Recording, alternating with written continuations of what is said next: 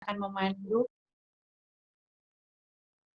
memandu Bapak Ibu dalam acara webinar Integrasi Keuangan Komersial dan Keuangan Sosial Syariah.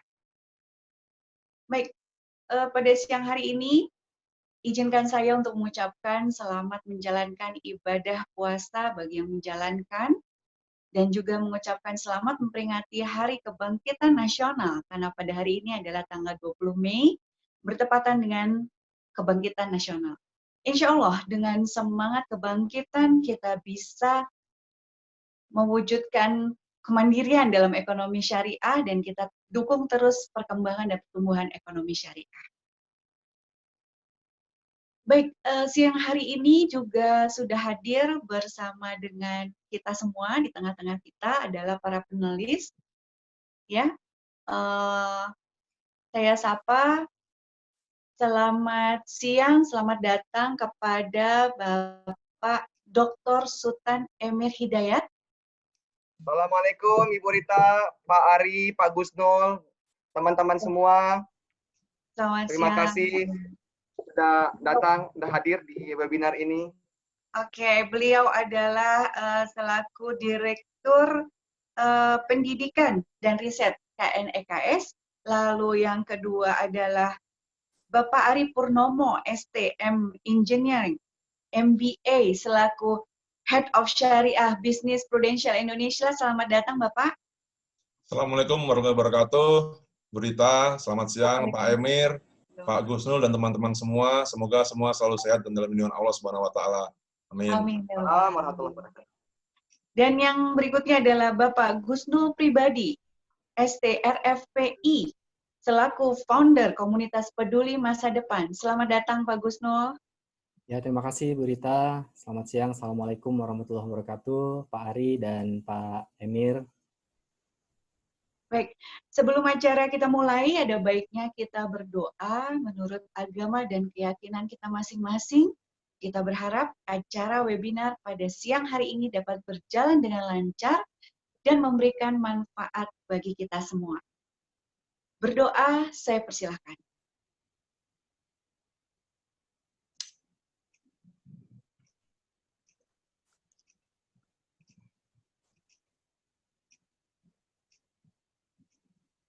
Berdoa selesai.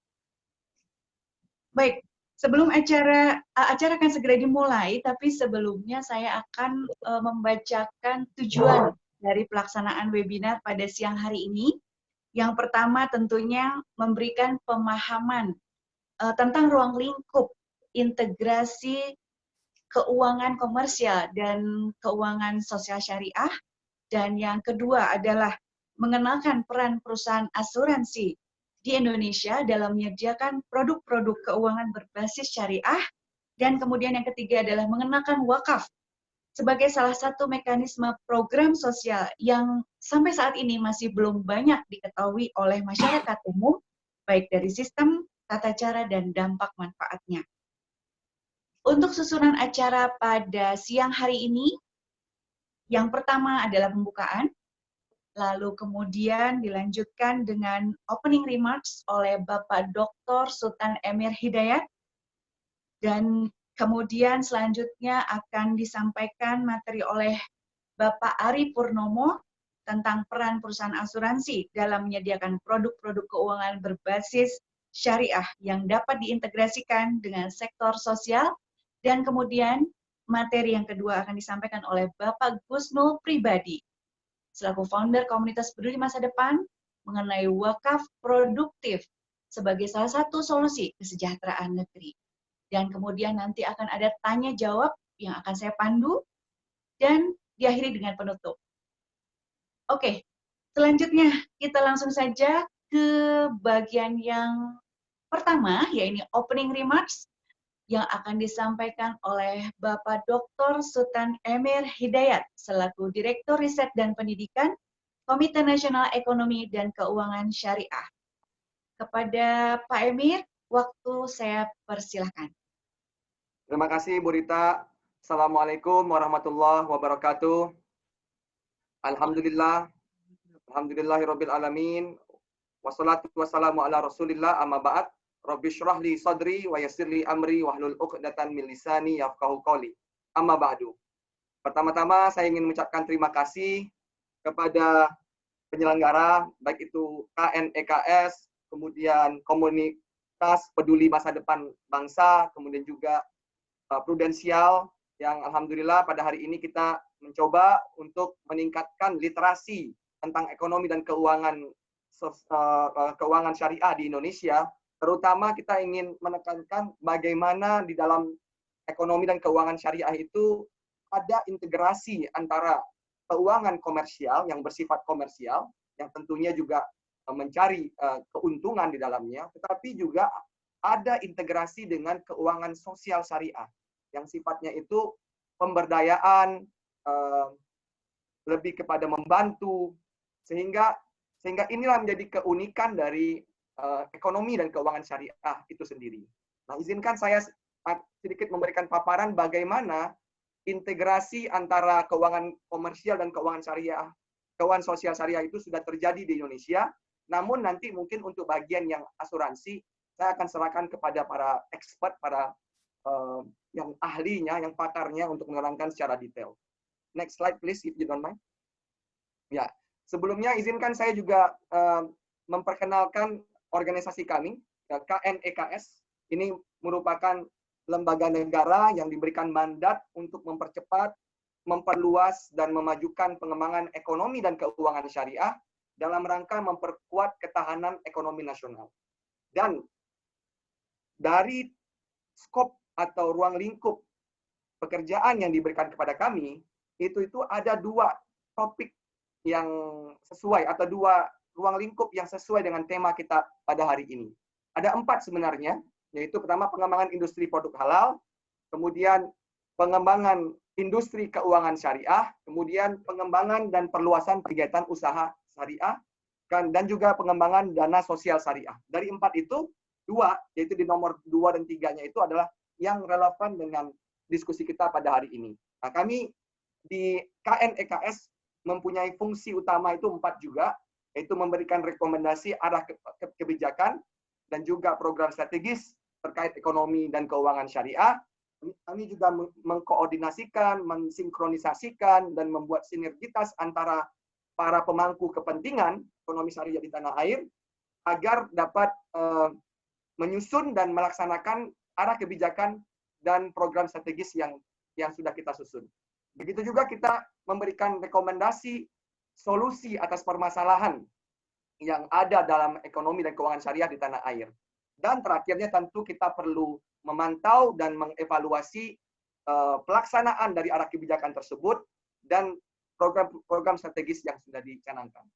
Next slide, please.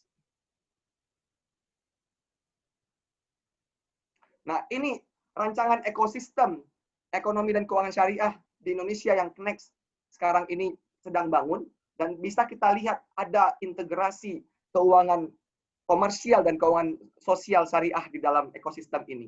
Kita lihat dari sumber dana, kita berawal tujuan dari ekonomi dan keuangan syariah sendiri adalah salah satu tujuan penting yang digarisbawahi oleh Maqasidus Syariah atau the objective of syariah itu adalah maslahah, yaitu kita ingin mengembangkan atau memperbaiki keadaan umat. Nah, kita bermula dari para umat kita, masyarakat kita yang masih berada di bawah garis kemiskinan. Di sini peran keuangan sosial yang berbentuk zakat itu sangat penting untuk membantu para mustahik, para masyarakat yang di bawah garis kemiskinan bisa bertransformasi menjadi seseorang yang berada di atas garis kemiskinan.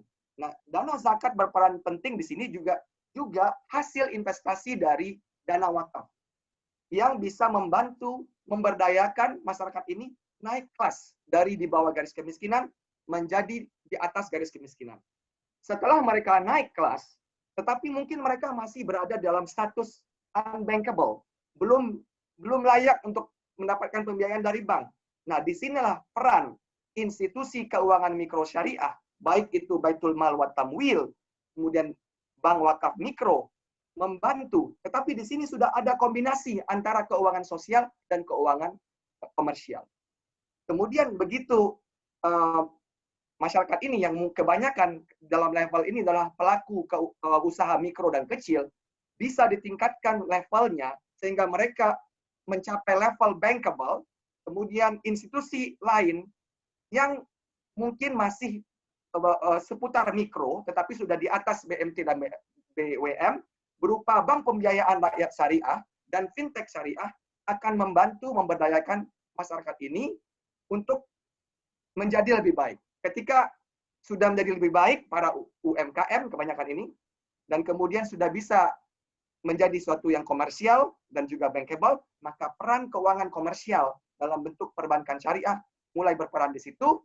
Dan ketika para UMKM ini ingin menjadi lebih besar dan bahkan ingin menjadi perusahaan besar, kemudian disinilah peran pasar modal syariah untuk membantu mereka menjadi perusahaan yang besar. Panjang kalau kita ceritakan ekosistem ekonomi dan keuangan syariah ini, baik dari segi sumber dana, yang juga ada aspek dana sosial keagamaan di sini, keuangan sosial syariah, dan juga dana jangka panjang seperti dana BPKH. Begitu juga kemana digunakannya dana ini juga bisa untuk proyek infrastruktur, bisa mendukung pengembangan industri halal dan sektor-sektor lainnya. Tentunya semua ini perlu didukung sebuah ekosistem pendukung berupa undang-undang, regulasi, kemudian penyiapan SDM dan riset, kemudian dengan adanya digital platform, promosi, literasi, dan komunikasi. Next slide, please. Nah, ini contoh lain dari penerapan integrasi antara keuangan sosial dan keuangan komersial syariah, yaitu ada pada cash wakaf link sukuk. Kita perlu berbangga, teman-teman semua, bahwa cash wakaf link sukuk itu muncul dari Indonesia, dari negara kita. Ini merupakan suatu instrumen yang menggabungkan 3 sektor. Sektor pasar modal, karena sukuk adalah instrumen pasar modal. Wakaf, sektor sosial yaitu dengan adanya wakaf, karena dana yang diinvestasikan itu adalah dana wakaf. Kemudian ada keterlibatan pemerintah karena sukuk yang digunakan sebagai instrumen investasi ini adalah sukuk yang diterbitkan oleh pemerintah, sovereign sukuk. Dan ini merupakan suatu inovasi yang dilakukan Indonesia dan sangat bermanfaat. Pertama, dana yang ada itu adalah dana wakaf, tentunya relatif murah, kemudian digunakan untuk pembangunan, kemudian hasil dari investasi tersebut tidak diberikan kepada investor, tetapi digunakan untuk sektor kesehatan, mendukung sektor kesehatan, sektor pendidikan, keagamaan, dan proyek-proyek lainnya yang sesuai untuk kemaslahatan umat. Jadi luar biasa. Sudah ada integrasi ini di sukuk. Next slide, please. Begitu juga dengan keuangan digital. Alhamdulillah, di April lalu, kita sudah Indonesia sudah memiliki the first Islamic digital payment yang dinamakan layanan link aja syariah. Dan dalam layanan link aja syariah ini juga mempunyai fitur yang bisa mempermudah masyarakat yang ingin berdonasi, yang ingin menyalurkan infak sedekahnya, yang merupakan bagian dari keuangan sosial. Sampai itu tentu juga memudahkan untuk pembayaran-pembayaran yang bersifat komersial. 3 fitur yang membedakan link aja syariah dengan layanan digital payment yang konvensional. Yang pertama, floating dari uang itu berada di perbankan syariah, sehingga ini juga mampu memperkuat sektor perbankan syariah kita. Kemudian yang kedua, tata cara transaksinya berupa diskon itu diberikan oleh merchant, bukan link aja sebagai fintech sistem pembayaran. Dan terakhir, service atau produk-produk yang ditawarkan itu adalah produk-produk yang sudah halal certified, menggunakan akad syariah, atau jasanya juga syariah compliant. Nah, ini merupakan lagi-lagi inovasi produk yang ada dari Indonesia. Next slide, please. Nah, tadi saya sudah terangkan juga tentang Baitul Mal wa Tamwil. Ini keunikan lagi di Indonesia.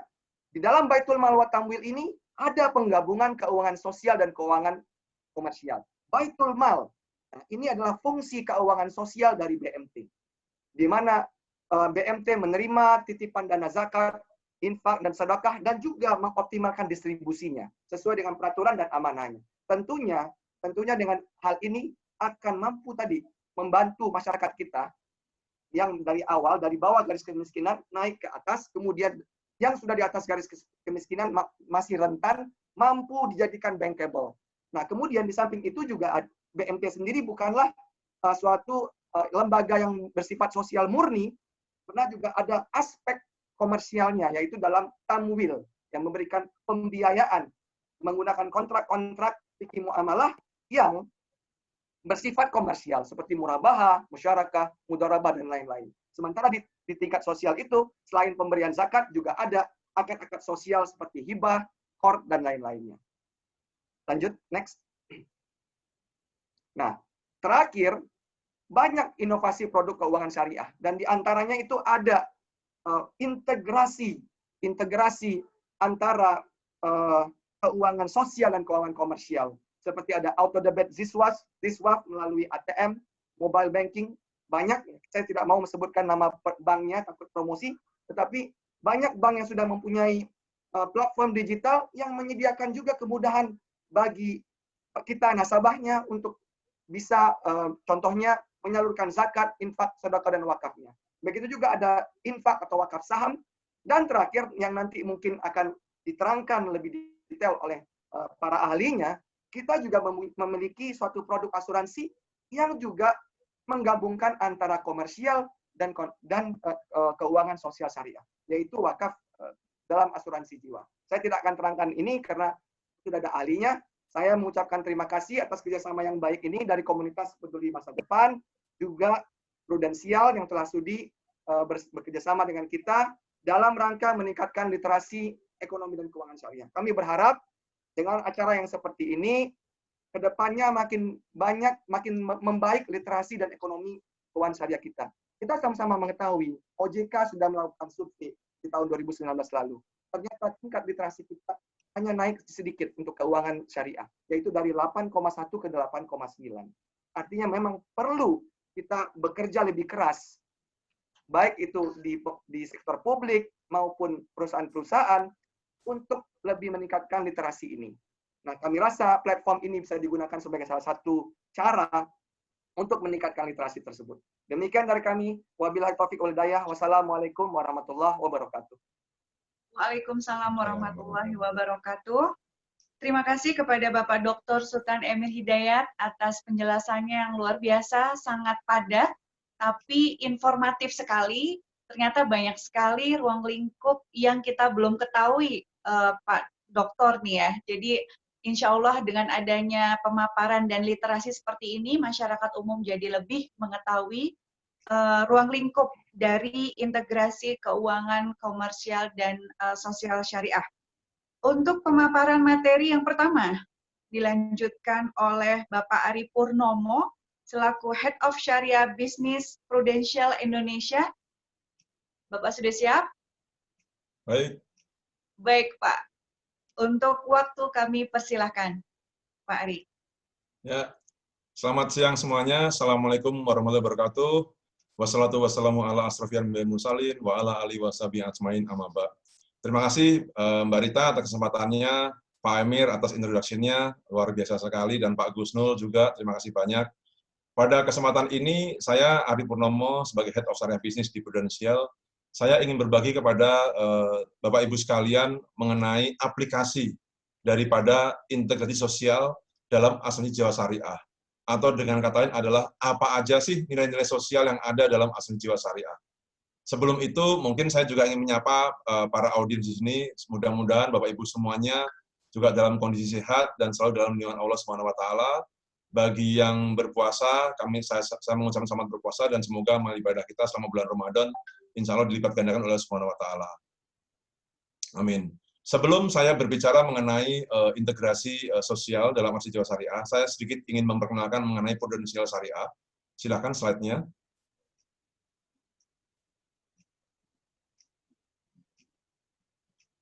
Next, please. Ya, oke. Baik. Sekedar informasi, Prudential Indonesia mulai berdiri tahun 95 di Indonesia, ya, atau sekitar 25 tahun lalu di Indonesia. Ya, perusahaan yang berbasis di London ini, ya, kemudian tahun 2007 kita membangun unit bisnis syariah ya, di mana saat itu aset kita baru 49 miliar dan gross premium kita baru 410 juta. Ya. Lalu dengan perkembangan waktu tahun 2016 kita melakukan transformasi, ya, di mana tadinya unit syariah ini adalah product centric unit menjadi suatu business centric unit, dan kita asetnya berkembang jadi 3,4 triliun dan gross premium kita menjadi 2,2 triliun. Sampai dengan 2019 kita mempunyai aset 9,1 triliun dan gross premium 2,5 triliun. Ya, kita mempunyai tenaga pemasar lebih dari 100.000 orang, yang bisa dibilang sekitar 80% dari seluruh tenaga pemasar syariah, asuransi syariah di Indonesia. Dan kita di Prudential Syariah, kita memiliki prinsip syariah for all, yang artinya adalah kita ingin memiliki suatu bisnis, kita ingin memiliki suatu produk yang relevan buat semua kalangan, relevan buat semua segmen, dan memberikan banyak manfaat dan maslahat serta keuntungan bagi seluruh masyarakat Indonesia. Next.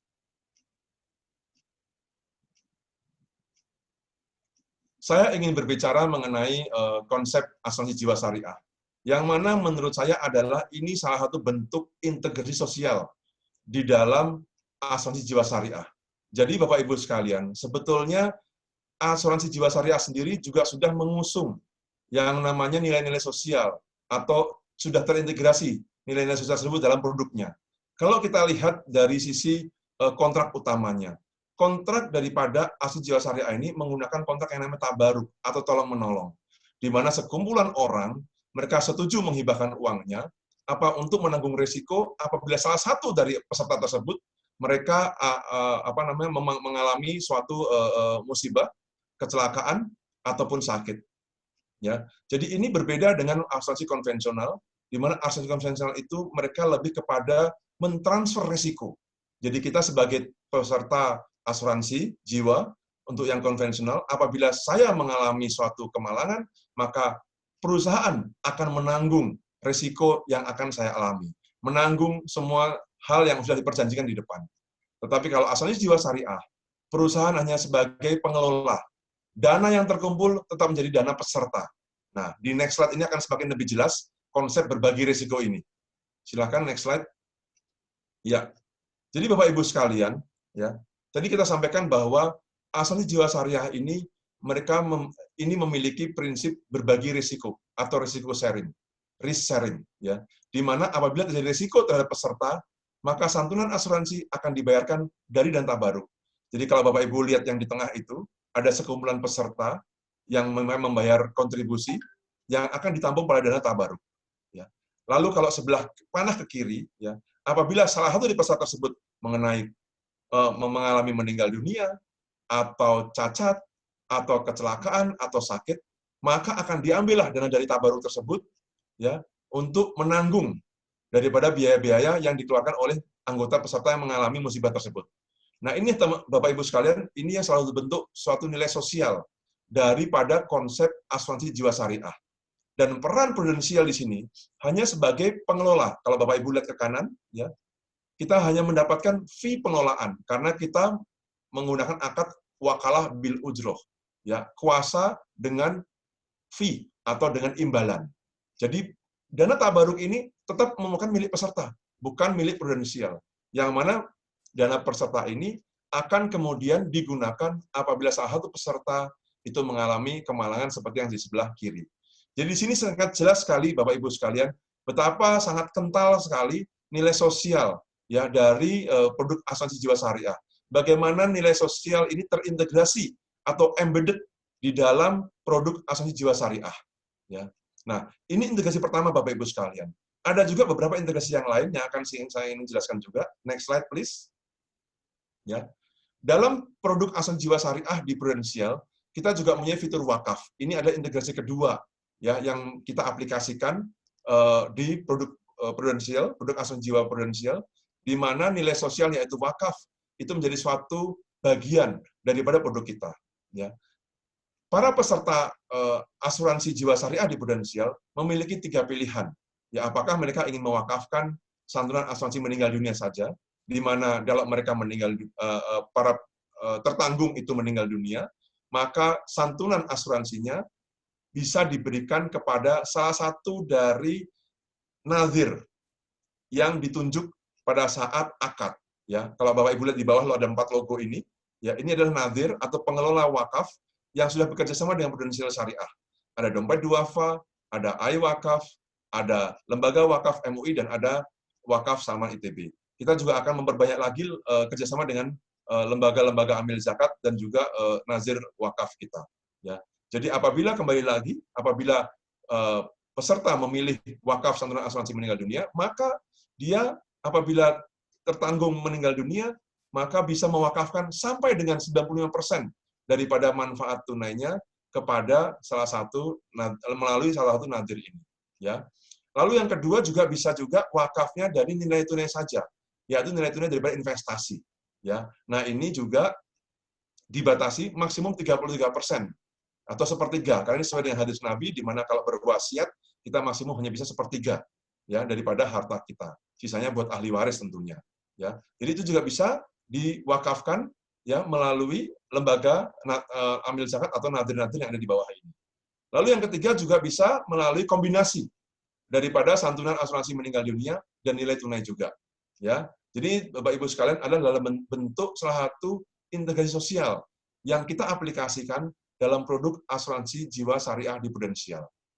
Next, integrasi ketiga ya yang kita sudah miliki dan kita sudah implementasikan adalah di surplus underwriting.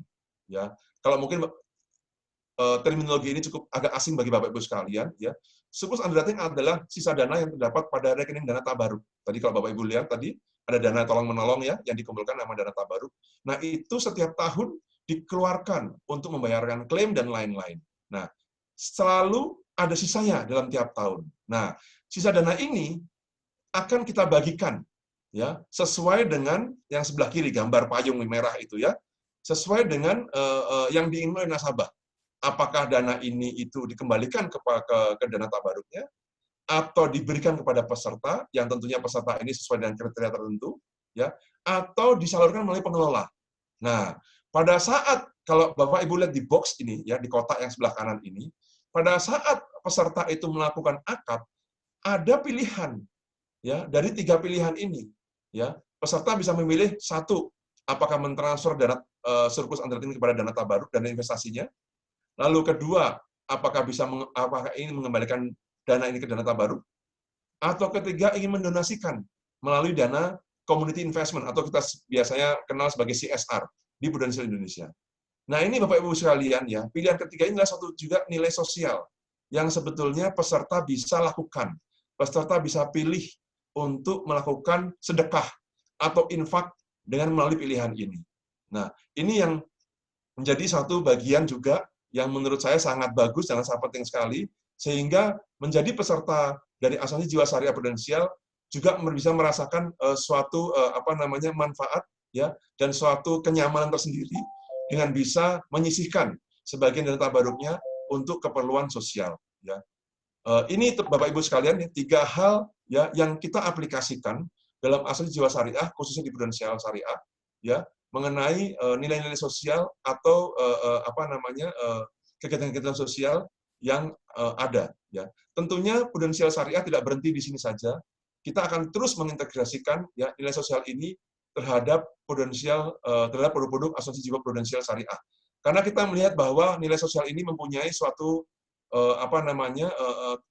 kekuatan bagi umat seperti yang disampaikan oleh Pak Sultan Emir ya, dan juga mempunyai suatu nilai ya yang akan memperkuat ya, baik produk kita maupun juga memperkuat daripada para peserta asuransi jiwa syariah. Kita akan terus kembangkan integrasi ini melalui ekspansi jaringan kita ya, melalui kerjasama kita dengan organisasi-organisasi atau komunitas-komunitas Islam ya, melalui lembaga-lembaga amil zakat, kemudian juga melalui inovasi produk atau juga melalui digital produk kita. Demikian Bapak Ibu sekalian yang saya sampaikan, mudah-mudahan yang saya sampaikan ini memberikan manfaat dan maslahat bagi Bapak Ibu sekalian dan memberikan khazanah serta wawasan yang baru ya bahwa asuransi Prudensial Syariah ini juga bisa memberikan suatu nilai tambah yaitu menggunakan nilai sosial. Terima kasih, lebih kurangnya mohon maaf. Wabillahi taufik wal hidayah. Wassalamualaikum warahmatullahi wabarakatuh. Waalaikumsalam warahmatullahi wabarakatuh. Terima kasih kepada Bapak Ari Purnomo selaku pemateri yang pertama. Di situ kita kelihatan banget ya, ternyata peran perusahaan asuransi itu juga ada loh untuk untuk mengembangkan sektor ekonomi syariah di Indonesia ya. Banyak sekali hal baru dan informasi yang tentunya Bapak Ibu sekalian peroleh pada siang hari ini. Dan untuk itu, bagi Bapak Ibu yang ingin melakukan pertanyaan, ingin mengajukan pertanyaan kepada para panelis, kami silahkan untuk mengetikkan saja di kolom Q&A. Nanti akan kami sortir di akhir sesi untuk kemudian dijawab oleh para panelis yang ditunjuk.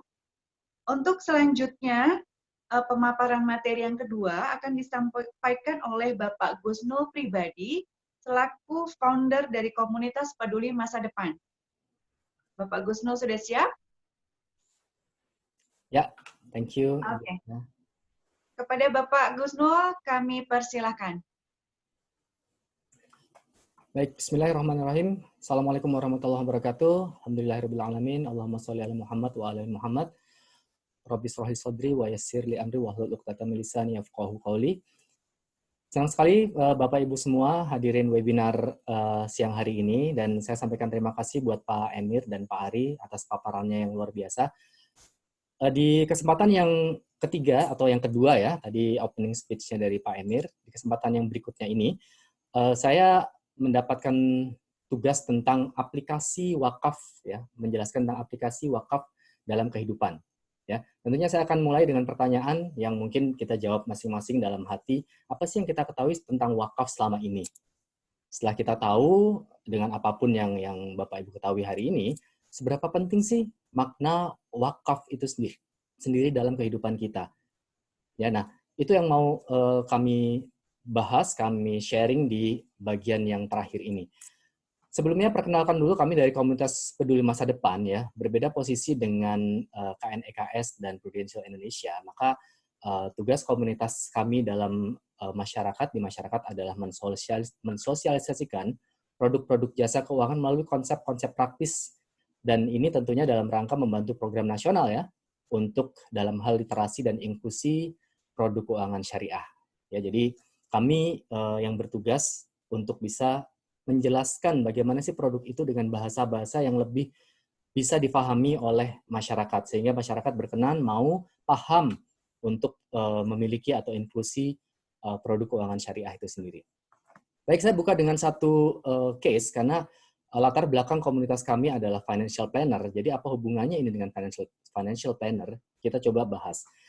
Bapak Ibu pasti paham semuanya, pasti menyadari semuanya bahwa masa produktif kita ini, mungkin sebagian besar yang hadir di sini ada di masa produktif, itu adalah masa yang sebagian besar masyarakat gunakan untuk akumulasi aset, betul ya? Mungkin rumah atau mobil atau properti dan sebagainya. Mari kita bahas bagaimana lini masa dari aset-aset tersebut, dari perencanaan tersebut. Ketika masa pensiun tiba di usia 60, ya, maka ketika itu produktivitas selesai, dan di masa produktif itu yang tadi ya, manusia kita berusaha untuk mengumpulkan aset. Nah, ketika itu selain untuk biaya hidup, maka sebagian juga disiapkan untuk masa-masa tidak produktif kita. Ya, seperti dilihat di slide, anggaplah masa tidak produktif itu atau pensiun itu ya hadir di usia 60, ya. Maka ketika itu bedanya adalah kalau pada saat produktif ada income, ada expense. Tapi ketika di masa tidak produktif itu, ketika income-nya pada umumnya tidak dimiliki oleh sebagian besar orang, maka expense-nya akan tetap ada. Ya, expense-nya akan tetap ada. Lalu apa yang terjadi?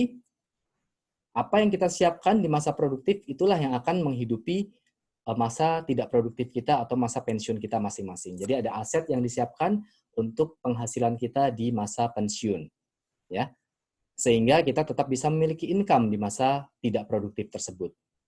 Nah, itu tadi adalah hidup di dunia, boleh dibilang di dunia ya, sampai 75 tahun ya atau 80 tahun, dan itu tidak lama Bapak Ibu semua.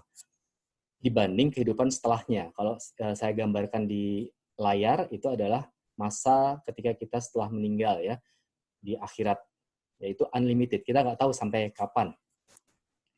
Dan kenapa sih banyak sebagian orang juga tidak juga menyiapkan pensiun mereka Karena ini teman-teman, Bapak Ibu semua, kita sadar bahwa kita melakukan sesuatu karena ada pendorongnya.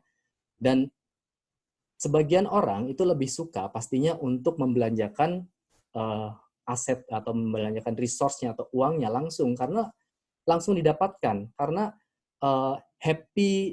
happiness chemical-nya ya, happiness chemical-nya itu muncul ya, hormon endorfinnya muncul ketika kita belanja. Tapi ketika menyiapkan sesuatu di masa depan, hormon endorfinnya belum keluar dan baru terasa ketika pensiun tiba ya, maka ketika seseorang tidak menyiapkan pensiunnya, nah barulah muncul perasaan yang tidak menyenangkan mungkin buat sebagian orang. Nah, jika masa pensiun yang berbatas waktu saja kita persiapkan dengan aset yang sedemikian rupa, Bapak Ibu semuanya, bagaimana dengan masa yang tidak berbatas waktu? Ya, bagaimana dengan masa setelah kehidupan kita? Ya, bagaimana serius kita menyiapkannya? Kalau kita teruskan lini masa yang tadi saya sudah tampilkan, maka setelahnya ada masa-masa yang unlimited. Kita nggak tahu kapan. Nah, dan pada saat kita pensiun, ya tentunya kita tidak lagi bekerja. Maka kita perlu uang tapi dari aset. Bagaimana ketika kita sudah tidak ada lagi di dunia ini? Ketika kita masih hidup, kita masih bisa beramal dan insya Allah menghasilkan pahala. Namun ketika kita sudah nggak ada lagi di dunia ini, maka terhentilah kesempatan kita untuk beramal dan terhenti jugalah kesempatan kita untuk mendulang pahala dari Allah Subhanahu wa Ta'ala. Nah, konsepnya mirip dengan kita mengumpulkan dana untuk pensiun tadi. Nah, ada sebagian orang tadi menunda untuk pensiun karena tidak terasa ya, hormon endorfinnya nggak keluar. Dan begitu juga ya, banyak juga dari kita mungkin yang belum mulai untuk melakukan yang namanya wakaf sebagai sumber dalam tanda kutip ya, pahala ketika kita sudah tidak bisa beramal ya, karena nggak terasa endorfinnya. Kalau boleh dibilang lebih baik sedekah langsung, bukan lebih baik ya, memilih untuk sedekah langsung karena lebih terasa. Happiness-nya tuh lebih terasa ketika kita melihat senyum orang yang kita beri, perasaan bahagianya lebih terasa. Tapi kalau untuk wakaf yang manfaatnya dirasakan nanti, hormon itu belum terasa. Jadi sama seperti di pensiun, di akhirat kita perlu return of investment Bapak Ibu semua, yang didapatkan dari aset yang kita sudah siapkan ketika hidup dengan cara diwakafkan. Ya. So, mudah-mudahan sekitar 10-15 menit ke depan investasi waktu kita bersama itu jadi investasi kita ke surganya Allah Subhanahu wa Ta'ala. Bapak Ibu pasti sudah sering mendengar bahwa ada amalan-amalan yang ringan namun berat dimanfaat ya, hadis Rasulullah SAW yang artinya jika seorang meninggal maka terputuslah semua amalannya kecuali 3 perkara, yaitu yang pertama sedekah jariah, ilmu yang dimanfaatkan, dan doa anak yang soleh. Sedekah jariah sendiri itu diartikan sebagai wakaf. Ya, wakaf pertama dalam sejarah dicatat itu adalah wakaf sahabat Umar bin Khattab radhiyallahu an ketika beliau memberikan atau menahan kebun ya, kebun untuk dikelola. Ya, bukan kebunnya yang kemudian diberikan lalu dijual lalu hasilnya dibagikan, namun kebunnya ditahan untuk kemudian hasilnya yang disedekahkan. Bapak Ibu juga pasti pernah dengar kisah tentang sahabat Utsman bin Affan radhiyallahu an yang membeli sumur dari seorang Yahudi yang kemudian diberikan ya secara free ya sampai ya waktu yang cukup lama ya. Jadi yang coba kita angkat adalah Bapak Ibu semua, selama ini yang mungkin kita dengar wakaf itu terbatas pada rumah ibadah atau masjid dan tanah pemakaman ya. Yang siang ini kita mau bahas adalah wakaf yang sifatnya adalah wakaf produktif. Ya, apa itu wakaf produktif? Bapak Ibu, ketika kita bicara tentang infak dan zakat, maka tentunya takarannya relatif kecil, relatif ya. Namun kalau kita bicara wakaf, mungkin ini yang bisa jadi solusi untuk kesejahteraan negeri kita saat ini ya. Kalau boleh kita lihat contohnya, nah ini yang pertama sekolah ya. Sekolah ini tentunya bukan berarti bukan kemudian sekolahnya gratis ya, mungkin konotasi kita seperti itu pada awalnya, melainkan ini adalah sekolah yang dikelola profesional ya, mungkin bahkan mahal dalam tanda kutip Bapak Ibu semuanya. Lalu apa yang terjadi? Keuntungan dari sekolah ini yang dikelola profesional ini diniatkan untuk beasiswa, diniatkan untuk memberikan giving back to the community untuk lingkungan sekitarnya. Jadi Bapak Ibu pasti kenal satu jaringan sekolah yang sampai di Indonesia juga, yang bayarnya juga mungkin nggak murah ya. Tentunya itu satu program yang sukses ya untuk menyelenggarakan wakaf pendidikan, ada beasiswanya dalam hal ini. Yang berikutnya ini sekedar contoh saja ya, kalau Bapak Ibu pernah lihat ini ada satu klinik yang bisa memberikan klinik wakaf ya. Jadi di hari-hari tertentu klinik ini memberikan pelayanan free ya. Tentunya ketika dokter dan perawatnya memberikan pelayanan di hari free itu, mereka tetap dibayar ya. Dari mana? Dari penghasilan yang didapatkan di hari-hari yang lainnya. Ya, jadi ada hari tertentu yang didedikasikan untuk memberikan pelayanan gratis. Dan ada banyak lagi. Salah satunya ini wakaf produktif ala warung nasi Ampera ya. Nanti silahkan cari literaturnya, sangat banyak pada dasarnya. Nah, saya mau putarkan satu video. Ini dari satu berita ya, dan ini saya harap bisa memberikan gambaran ya tentang bagaimana sih wakaf produktif ini bekerja ya. Silakan saksikan video ini. Ya, pemirsa jemaah asal embarkasi Aceh mendapat keuntungan tersendiri. Pasalnya selain mereka bisa menunaikan ibadah haji, jemaah asal Aceh ini juga mendapatkan bonus berupa uang tunai senilai Rp1.200 atau sekitar 4,2 juta rupiah. Lantas dari manakah dana tersebut berasal?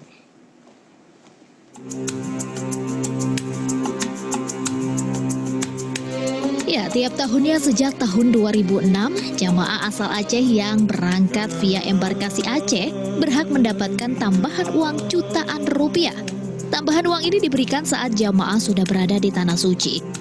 Tahun ini diperkirakan tiap jemaah mendapatkan Rp1.200 atau sekitar 4,2 juta rupiah. Pemberian uang sendiri dilakukan di Musola Hotel nomor 705 Kota Bekah, tempat jamaah Aceh menginap. Uang yang dibagikan tersebut merupakan bagi hasil atas pengelolaan tanah wakaf tokoh Aceh Habib Abdurrahman Al-Habsyi atau Habib Bugak Asy 200 tahun silam. Tanah yang kini dijadikan hotel selalu untung karena dekat dengan Masjidil Haram. Keuntungan hotel juga diberikan tiap musim haji yang jumlahnya variatif antara Rp1.000 hingga Rp2.000. Lantas siapakah Habib Bugak Asy? Ya, berdasarkan berbagai literatur, Habib Abdurrahman berasal dari daerah Bugak, Pausangan Batang Gelumpang 2 Kabupaten Bire. Di hadapan Mahkamah Syariah Mekah, dia mewakafkan tanah di dekat Masjidil Haram untuk penginapan jamaah haji Aceh atau orang Aceh yang menetap di Mekah. Saat Masjidil Haram diperluas, tanah wakaf pun kena dampaknya. Oleh Nazir sang pengelola wakaf, uang ganti rugi digunakan membeli 2 bidang tanah di kawasan yang berjarak 500-an meter dari Masjidil Haram. Tanah itu pun dibangun hotel oleh pengusaha dengan sistem bagi hasil. Dari situlah wakaf untuk jamaah Aceh mengalir tiap musim haji. نرجع إلى شرط الواقف حبيب وجع شرط وقفوا على الآشين فقط لو شرطوا على أندونيسيا كلها كنا صرفنا على أندونيسيا كلها فهذا اللي حصل فهذا الأوقاف مرتبطة بشرط الواقف والناظر لا يستطيع أن يتحرك عن شرط الواقف لأن الناظر مؤتمن على هذا الشرط. Kini jamaah Aceh berjumlah 4.393 orang menuai hasilnya. Para jamaah tersebut akan mendapatkannya secara langsung. Niko Yustiadi, MNC Media Mekah, Arab Saudi. Ya, Bapak Ibu, dari video ini kita sudah bisa rasakan spirit wakaf itu sendiri ya. Seperti terlihat di captionnya, seseorang sudah sedekah selama 200 tahun. Ya tentunya ini kalau dilakukan sebagai sedekah normal, maka tentunya usia seseorang nggak akan selama itu, tidak akan selama itu. Itulah yang dilakukan oleh seseorang, memiliki orientasi masa depan, walaupun endorfinnya belum terasa hari ini, tapi endorfin itu yang akan, wallahu alam ya, endorfin itu yang akan dirasakan nanti di alam kubur, ya sampai akhir masa nanti.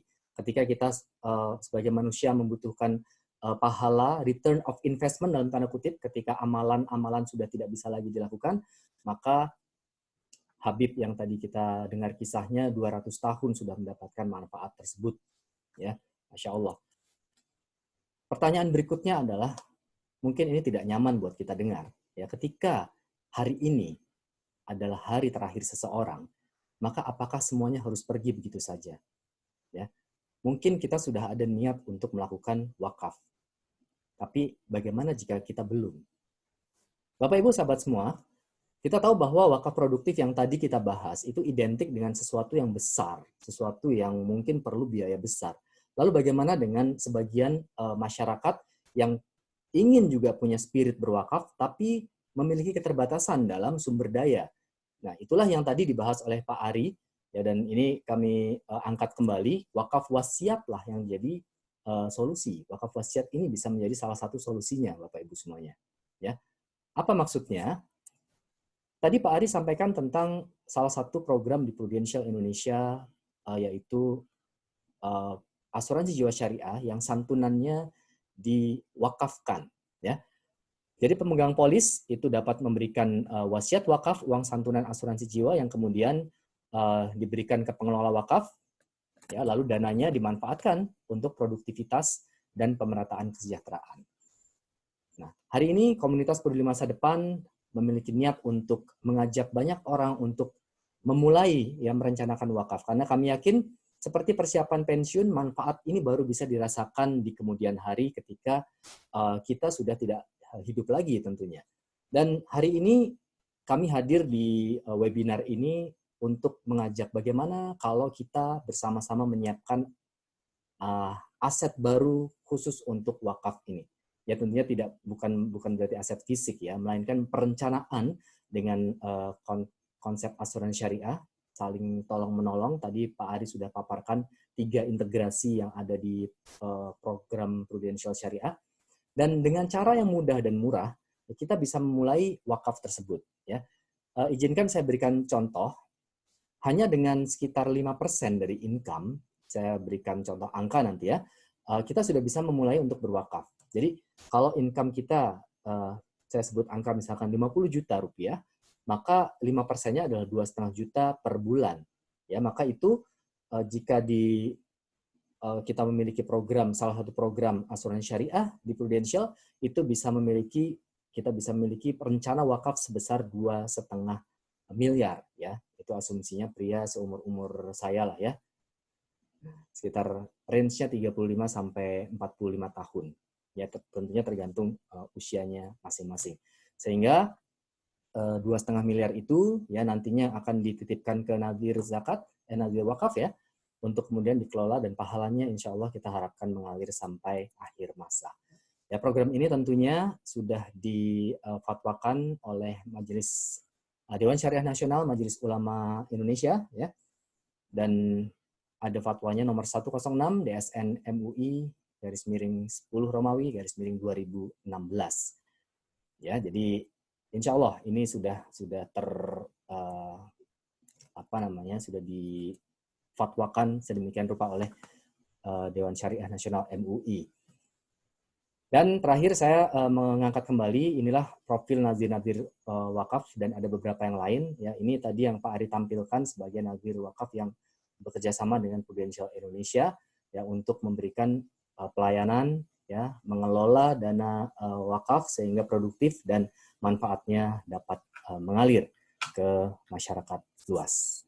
Ya, baik, itu saja paparan dari saya. Ya, terima kasih atas waktu yang diberikan. Saya kembalikan lagi ke MC. Silakan, Bu Rita. Baik, terima kasih Pak Gusno pribadi atas penjelasannya di materi yang kedua.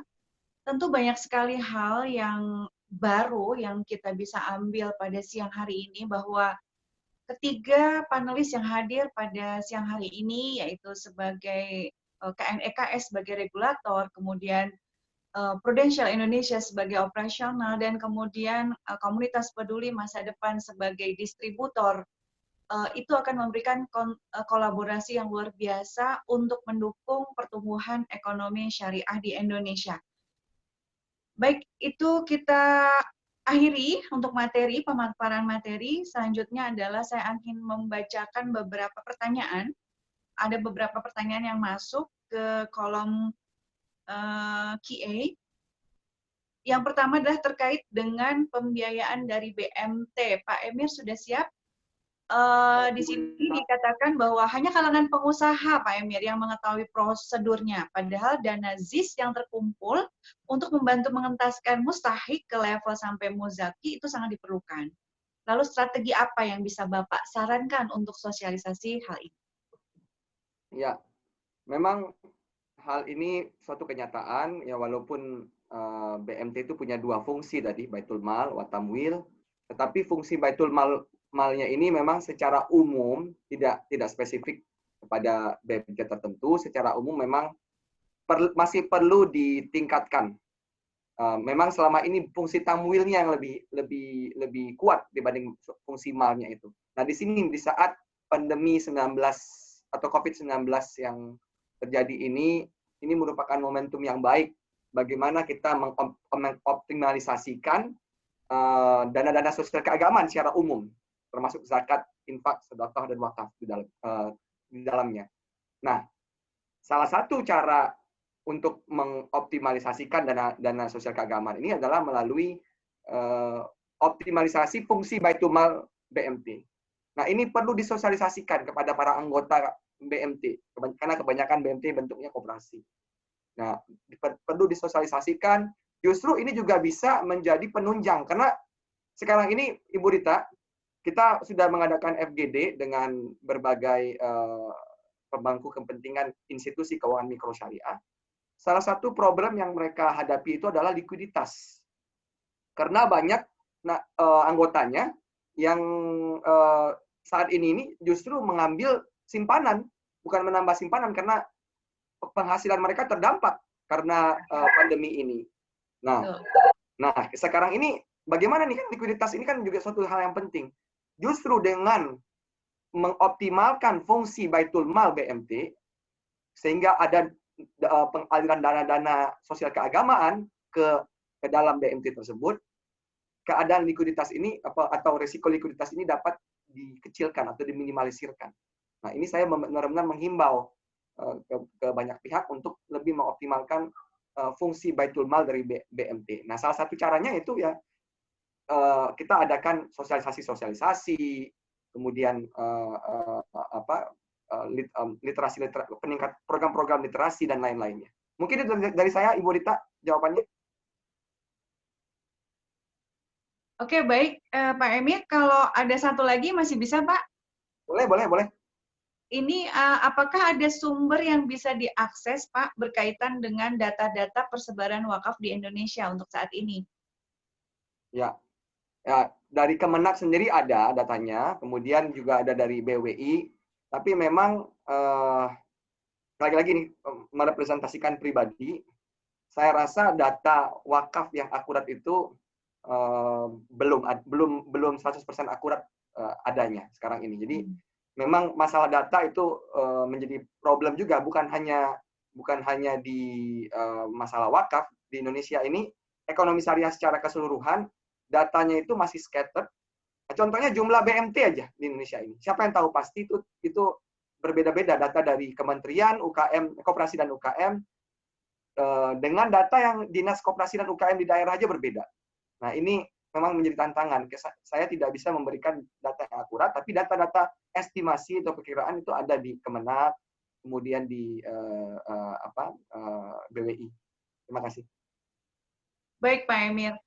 Jadi kita masih banyak sekali PR yang harus kita kerjakan ya Pak Emir ya, untuk mendukung pertumbuhan ekonomi syariah di Indonesia. Betul sekali, Bu Rita. Baik, untuk selanjutnya pertanyaan untuk Pak Ari. Ya, Bu Rita. Iya, Pak Ari. Tadi ada pertanyaan di kolom chat mengenai penjelasan singkat terkait asuransi syariah. Ada terkait 3 jenis asuransi, mungkin bisa dijelaskan secara singkat. Dan kemudian yang kedua, bagaimana caranya agar sesama muslim mengetahui, Pak, bahwa ekonomi syariah ini adalah salah satu cara yang bisa membantu sesama. Jadi nggak hitung-hitungan lagi gitu, Pak, untung ruginya, Pak. Maaf, pertanyaan Pak. pertama ya mengenai asuransi. Memang kami Prudential Indonesia kami berfokus pada asuransi jiwa syariah. Tapi pada prinsipnya asuransi syariah itu semua berprinsip yang sama. Jadi kita menggunakan konsep dana tabaruk, ya. Cuman memang kami karena kami fokusnya pada prudensial, pada asuransi jiwa syariah, jadi kami tidak bisa berbicara banyak untuk itu karena kami takut nanti kurang pas penjelasannya. Untuk yang kedua adalah mengenai masih banyak umat Muslim yang belum memahami ekonomi syariah, ya, manfaatnya. Banyak yang lebih memikirkan untuk kepentingan pribadi. Nah, memang inilah tadi menggarisbawahi yang disampaikan oleh Pak Emir, di mana literasi kita saat ini baru sekitar 8,9% terhadap ekonomi syariah. Jadi masih sangat rendah sekali. Jadi memang masih banyak diperlukan edukasi-edukasi, ya, mengenai ekonomi syariah, khususnya asuransi jiwa syariah ini. Jadi memang kita harus terus seperti webinar seperti ini, ya, dan kegiatan serupa itu sangat bagus sekali, ya, dalam kita terus meningkatkan kesadaran masyarakat, pemahaman masyarakat mengenai asuransi syariah, gitu, atau mengenai ekonomi syariah pada umumnya. Karena memang Mbak Rita dan Bapak Ibu sekalian, ya, kalau kita bicara asuransi syariah ini atau ekonomi syariah bisa dibilang adalah ini industri bayi, ya, industri yang masih tergolong baru, ya, dibandingkan dengan industri konvensional dari sebelumnya, gitu. Kalau lihat prudensial aja, yang konvensional dari 25 tahun, yang syariah baru 13 tahun. Itu contoh di prudensial, gitu. Kalau di Indonesia, perbankan syariah paling tua 25 tahun, gitu, ya. Yang konvensional mungkin dari tahun zaman penjajahan Belanda udah ada, gitu. Jadi memang ini suatu hal yang masih banyak masyarakat kita menganggap hal yang baru, yang belum masih memahami ini, sehingga kita perlu untuk meningkatkan literasi mereka dengan terus melakukan edukasi kerjasama dengan organisasi Islam, dengan DSN, dengan masyarakat ekonomi syariah, dan sebagainya. Begitu, Mbak Rita, penjelasannya. Terima kasih. Pak Ari, terima kasih atas penjelasannya. Jadi kita memiliki tanggung jawab bersama ya Pak ya untuk pertumbuhan ekonomi syariah ini, khususnya di Indonesia ya, di masyarakat. Betul. Ya, baik, nanti insya Allah akan ada webinar lanjutan ya Pak Ari. Semoga berkenan lagi untuk Insya bisa Allah. melakukan kolaborasi bersama. Untuk pertanyaan yang selanjutnya ditujukan ke Pak Gusnul pribadi. Terima kasih Pak Ari sebelumnya. Sama-sama Mbak Rita, terima kasih. Baik, untuk Pak Gusnul. Ya. Ya. Ini ada pertanyaan yang ingin mengetahui tentang skema akad di dalam wakaf wasiat polis asuransi syariah ini. Lalu yang kedua, apakah dana wakaf yang kemudian tadi dilakukan, dia dapat dilakukan untuk pembangunan infrastruktur? Oke. Ya, ini pertanyaan bagus ya. Banyak masyarakat yang menanyakan pada kami juga tentang sebagaimana confirm gitu ya, nanti si dana tersebut itu bisa memenuhi kebutuhan si wakifnya ini untuk tujuan awalnya untuk mendapatkan pahala gitu ya. Jadi pengen memastikan bahwa programnya ini nanti benar-benar bermanfaat. Bapak Ibu, sebenarnya Nazir Wakaf ini cukup banyak yang memberikan program-program yang sangat bagus ya. Transportasi itu ada ya, saya tahu ada beberapa lembaga yang punya program kebun transportasi, ada juga ya. Bahkan transportasinya juga bukan di Indonesia, tapi di Mekah untuk penyediaan layanan haji pun ada. Jadi kalau bicara tentang bisakah digunakan untuk apapun sebenarnya bisa. Ya tinggal tadi seperti Pak Emir dan Pak Ari sampaikan bahwa ini masih sangat prematur dari sisi pengetahuan. Makanya tadi saya tuliskan di materi, kebanyakan dari kita masih terbatas pada pemahamannya wakaf itu masjid dan tanah pemakaman, ya, tapi sekarang mulai berkembang. Ya, contoh-contoh tadi ketika Umar bin Khattab atau Utsman bin Affan itu memberikan panduan buat kita bahwa apapun sebenarnya bisa menjadi objek dari wakaf itu sendiri. Jadi pertanyaan Pak Bagus nih ya di kolom chat, apakah dana wakaf bisa digunakan untuk pembangunan? Ya, kenapa tidak? Ya, kenapa tidak? Secara potensi itu besar sekali. Tinggal nanti regulasinya seperti apa, ya, apakah arahnya ke sana, pemanfaatannya seperti apa, nanti tentunya dari regulator dan juga DSN MUI akan mengatur lebih lanjut. Jadi untuk pertanyaan yang berikutnya yang tentang pembiayaan infrastruktur sudah terjawab tadi ya. Ya, rasanya itu, Ibu Rita, jawabannya. Baik Pak Gusno, terima kasih banyak dan waktunya juga memang sudah habis ya, sudah jam 2 siang. Saya mungkin bisa memberikan sedikit kesimpulan untuk webinar pada siang hari ini bahwa yang pertama masih banyak sekali celah ya yang harus kita tutupi ya, khususnya untuk pemahaman masyarakat Indonesia tentang ekonomi syariah. Begitu pula dengan ruang lingkup yang ada di dalamnya, pemahamannya karena literasinya masih sangat jauh, sangat rendah, baru 8,9%. Lalu kemudian yang kedua adalah perusahaan asuransi. Prudential Indonesia merupakan salah satu perusahaan yang mendukung pertumbuhan ekonomi syariah. Salah satunya dengan produk-produk asuransi yang berbasis syariah. Tentunya yang kemudian terakhir disimpulkan adalah fungsi wakaf wasiat polis asuransi syariah itu sendiri sebagai salah satu program yang dapat dimanfaatkan oleh masyarakat Indonesia untuk memulai dari sejak sekarang untuk mulai berwakaf tanpa harus langsung memberikan wakaf dalam jumlah besar. Untuk itu, terima kasih banyak saya sampaikan kepada Bapak Ibu peserta webinar siang hari ini. Akhir kata saya ucapkan alhamdulillahirobbilalamin karena acara telah berlangsung dengan lancar. Insya Allah akan ada kuesioner yang akan kami sampaikan kemudian untuk feedback dari terselenggaranya acara ini. Mungkin itu saja. Terima kasih banyak Pak Sultan Emir, Pak Ari Purnomo, dan Pak Gusno pribadi. Terima kasih Bu Rita, Pak Gusnul, Pak Ari. Terima kasih, mudah-mudahan bermanfaat bagi yang hadir hari ini. Amin ya Rob, makasih Pak Emir.